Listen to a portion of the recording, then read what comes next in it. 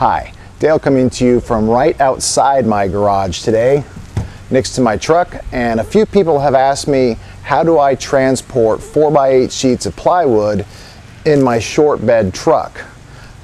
In this quick video, I'm going to show you. Let's get started. You can see my truck, probably like most trucks, have built-in slots in the wheel well and sides that will allow you to put 2x6 boards across that will then give you a surface that the 4-foot wide sheets can lie flat on. The problem with my truck is I have tie-down loops further back than the position of the last crossboard, so there is not a good way for me to secure the sheets down. I have found that the sheets tend to slide and tip out of the truck as too much of the sheet hang off the back of the cross support. To solve this, I built this quick and dirty frame that will fit into the slots of my truck bed. I incorporated two 2x4s as a type of runner that fit on top of the crossboards that give about 7 feet of support and actually make it far easier to slide on the plywood sheets. I then take the cutoffs from those two 2x4 runners and screw those on to give vertical support beyond the last crossboard that will also allow me to securely strap down the sheet goods.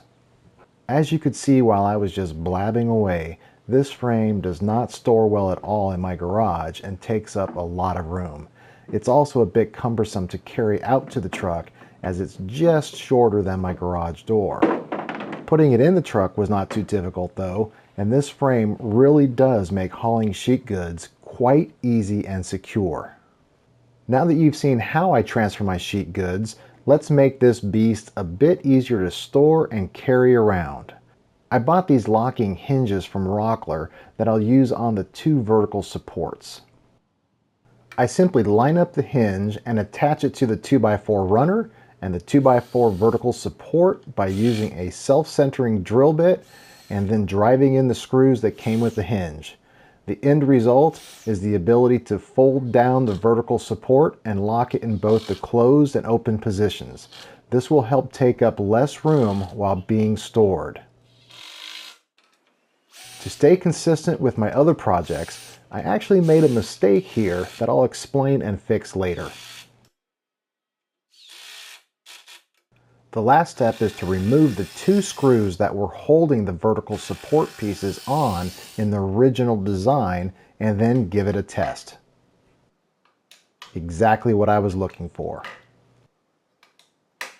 Now rinse and repeat to attach the Rockler locking hinge to the other support. And don't forget to make the same mistake as you did on the first one. Consistency is what counts here, people. I use these locking hinges in my folding workbench video. I'll leave a link to that video in the description below. Hope you check it out.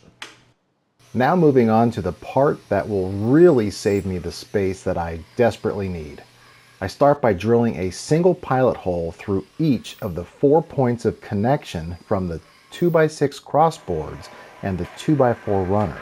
Then, using my 1.5 inch Forstner bit, I make a large countersink on both the top and bottom of the frame. This will allow me to have both ends of a bolt below the surface so nothing sliding over or under will get scratched. I finish with a 3/8 inch bit following the pilot hole all the way through both pieces. Now I can tap a 2 inch long 3/8 inch bolt with washer through each of the holes. Follow that up with a washer and nut on each. Tighten them down securely, but don't over tighten. I think you may see where I'm going with this. I'm creating a type of scissor action that will allow me to fold this frame up. The final step in the project is to simply remove the screws I used in the original design that held everything together. Well, it would have been the last step if I hadn't made the mistake I mentioned earlier. Because I didn't think ahead and attach the Rockler locking hinges so that the vertical support pieces folded down toward the crossboards, that doesn't leave enough room for the scissor folding action. So now I get to remove the hinges from the runners, turn them around so that they fold down away from the crossboards, and then reattach them to the runners.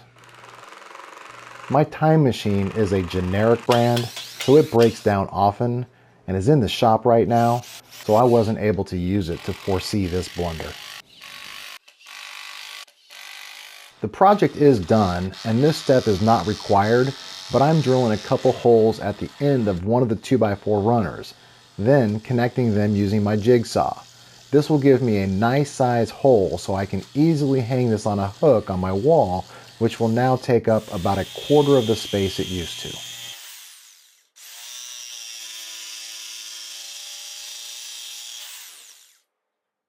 Now to give the folding action a test, and I see that it works just as I wanted it to.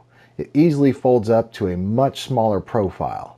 I'm lucky enough to have about a 15-foot or so ceiling height in my garage, so I can now easily hang this on a hook high on my wall. When it is folded up, it's also much easier to carry. Now I don't have to worry about my garage door height at all. Inserting it into my truck is about the same amount of work as it used to be, which never was hard and still is pretty easy. So there you go. This is how I haul my sheets of plywood from the big box store, the lumber yard, or wherever I go.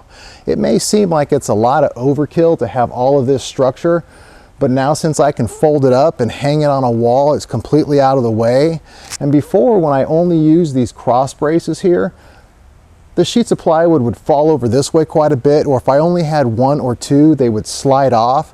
This way I've got this support here. I can run my straps all the way over, really lock it down. Whether I have 1, 2, or 20, it doesn't move. It's in here nice and flat and secure.